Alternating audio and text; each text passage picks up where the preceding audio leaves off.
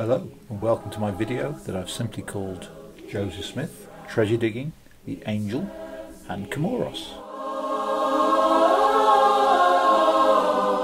I'm really just exploring the facts behind Joseph Smith's treasure digging activities, of which he used ritual magic to help him, and how that is inextricably linked with his discovery of the Book of Mormon itself. Let's say that today, in 2015, it appeared on the BBC News website, BBC News because that's what I'm familiar with, that a young man, possibly a teenager, called Joe Smith, was up in court. He'd been protracting money out of vulnerable people, telling them that he had a magic stone that enabled him to look into the earth and locate vast treasures, silver mines and the like. Anyway, Joe was taking these people out to the supposed locations of these buried treasures, drawing magic circles with salt and other things, sacrificing animals in order to appease the guardian spirits who stood sentry over the treasures. Got it so far? Let us then suppose that when they dug down, surprise, surprise, no treasure was found. So they went home empty-handed, but Joe still got to keep the money that he'd charged them in the first place. Joe did have excuses. The treasure slipped away deeper into the earth. The guardian spirit was not happy. They hadn't drawn the circle right, or they hadn't sacrificed the right kind of animal, or they hadn't sacrificed the animal in the right way. There was always some excuse. Well, reading this on the BBC News website, you would scoff, as I would. Stupid people, you would say. Fancy falling for that kind of a ruse from such a con man. If he really could see treasures in the earth, why not take the money for himself? Why charge others a much smaller sum of money to find the treasure for them? Our common sense kicks in. We see it for what it is, a con job. Well, this is exactly what happened in 1826 in Bainbridge, New York State. Joseph Smith, the Mormon prophet and founder, before he became the Mormon prophet and founder, to be fair, was exactly the same treasure digger that I've just described above. Joseph was up in court in 1826. He was 21 years old. He was accused of being and I quote, a disorderly person and an imposter. In today's language, a con man. Now, although this occurred before Joseph was officially the Mormon prophet, the Mormon Church was organised in April 1830. By this time, Joseph had received his first vision, where none other than God the Father and Jesus Christ himself visited him and told him how great he was. He'd been visited every year for 3 years, also by someone called the Angel Moroni, supposedly an ancient American prophet who had returned to tell Joseph about a book made of gold that was buried in a nearby hill, which was called which has since come to be known as Comora. At the time, this was spelt C-A-M-O-R-A. It's now spelt C-U-M-O-R-A-H. The Mormon Church has been very careful over time to change the spelling of the hill, because originally it was spelt the same as the East African island where the capital city is Moroni, but we'll talk about that later.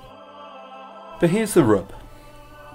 The following year, after the trial in 1826, in 1827, Joseph used the same ritual occultic magic, seer stones and all that kind of stuff, to supposedly locate the treasure along with the Angel Moroni and translate it into the Book of Mormon, which is what we have today. But nobody was allowed to see the plates other than 11 witnesses, all of whom were either family or close friends of Joseph. Many of those witnesses later left the church or were kicked out. Many of them later testified that their viewing of the plates was a non-physical experience and that they were viewed with spiritual eyes, whatever that means.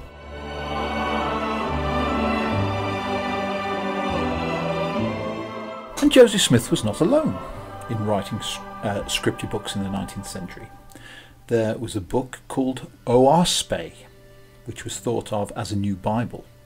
And this book was published in 1882, and it purported to contain new revelations from the ambassadors of the angel hosts of heaven, prepared and revealed unto man in the name of Jehovah. It was produced by an American dentist called John Ballou Newborough, who reported it to have been written by automatic writing, making it one of a number of 19th century spiritualist works attributed to that kind of practice of automatic writing. There are also the poems of Ossian. Purportedly the author of a cycle of epic poems published by the Scottish poet James Macpherson.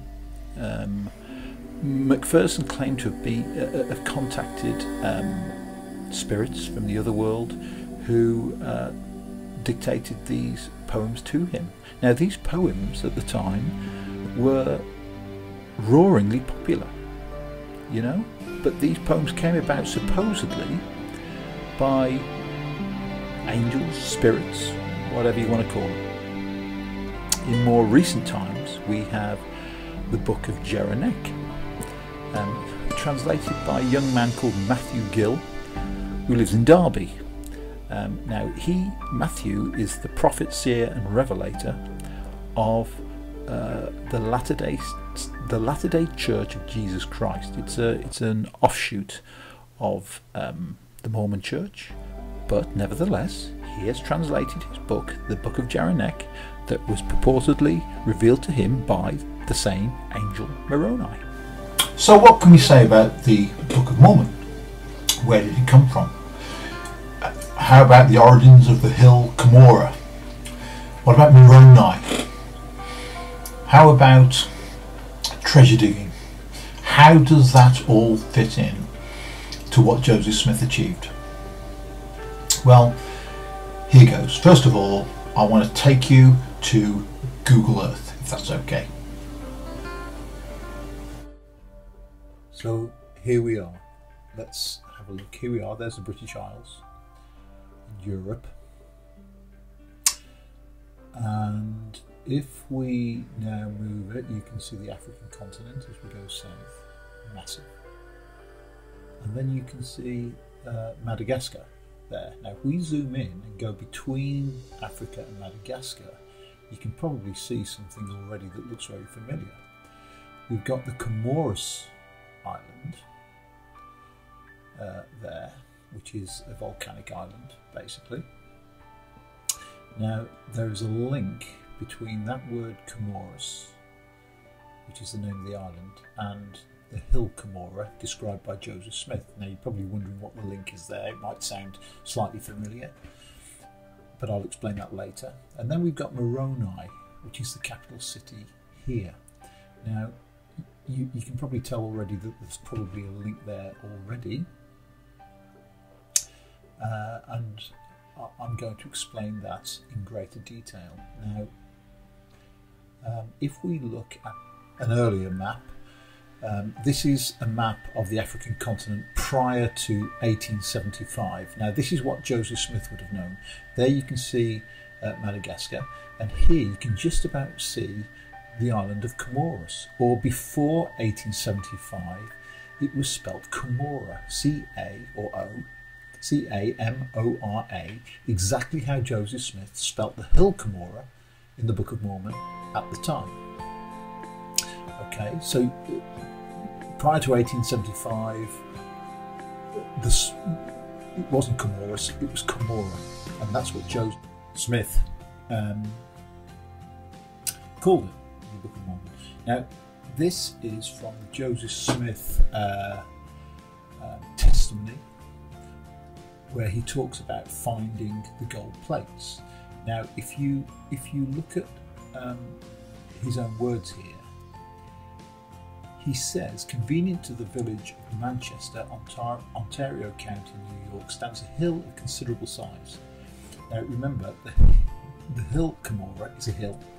And basically the island of Comora, or Comoros, is also a hill because it's a volcanic island in a sense, and the most elevated of any in the neighbourhood. On the west side of this hill, not far from the top, under a stone of considerable size, lay the plates. Now it was on the western side of the hill. Now let's go back to the map. Now here you can see the island of Comoros, or Comora as it was known in Joseph Smith's time, and you can see the capital city of Moroni on the western side of the hill island, as Joseph Smith described it. Moroni being the capital city, Moroni being the angel that led Joseph Smith to the gold plates. There's a clear link there. Now, to further make my point here, let's look at some place names in America. You can see Lehigh Valley there in Pennsylvania. There's places in New York, Oneida, Angola, Morgantown in Pennsylvania, Alma, Shiloh, Kiskmintus, Morin, Sherbrooke, Tecumseh, Ripley in Maine. Now look at some of the place names as described in the Book of Mormon. We've got Lehigh. Now it's spelt differently, but it's pronounced the same, but it's there. But that's not all. We've also got Oneida,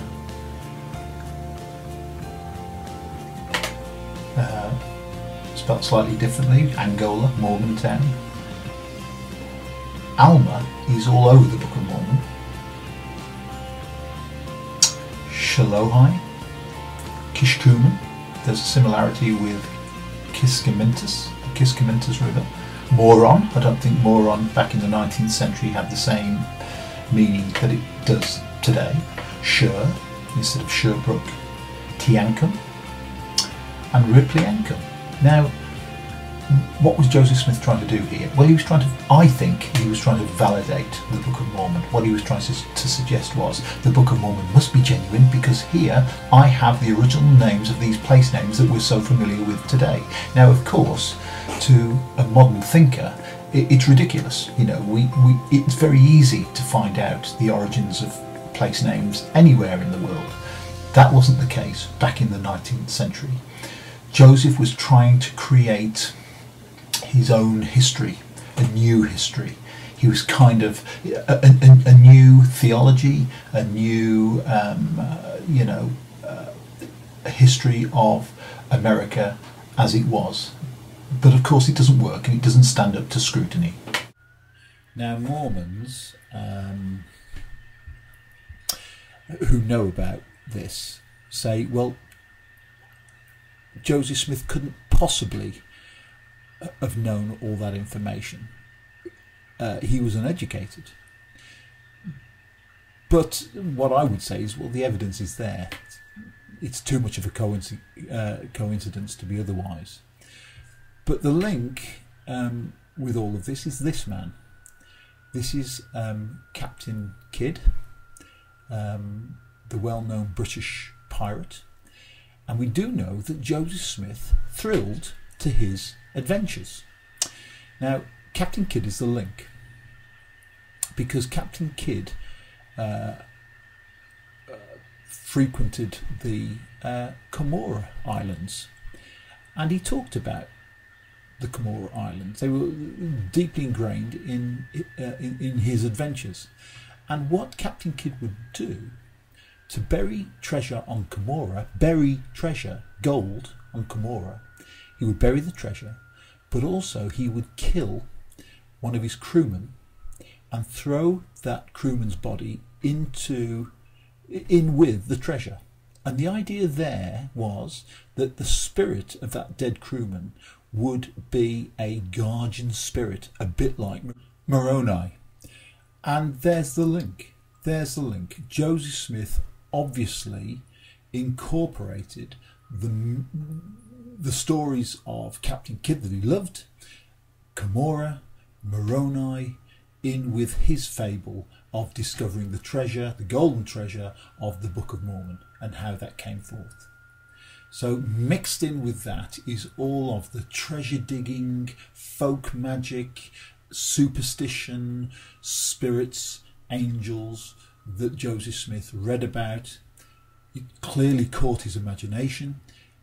He clearly, like the best of the fable makers that we see over the ages, incorporated the things that he knew, the things that he understood, the things that interested him into his own fable, into his own narrative. The 19th century George Lucas. Now, believe it or not, I'm not out to get the Mormons. I'm not out to bring the Mormon church down. I'm an active Mormon. I go to church. I don't think that's my intention, and I don't think that the church will collapse. What I do think is happening is that the church is going through a huge change, a huge development, and I think that's a good thing, and it's something that I want to see, because I admire Joseph Smith in many ways. I admire the church leaders. There's a lot of good things that I can see going on in the church, but please stop telling me that I have to believe that the Book of Mormon and Joseph Smith's account of the early church is how it actually literally happened. My mind is big enough, and I'm big enough and sensible enough to be able to see the figurative and the allegorical nature in these things, and I can take value from that. But what I really don't want to do is to have to be told that I've got to see it just this one way and no other way will do. Let's try and be more open. Let's try and think more. Thank you.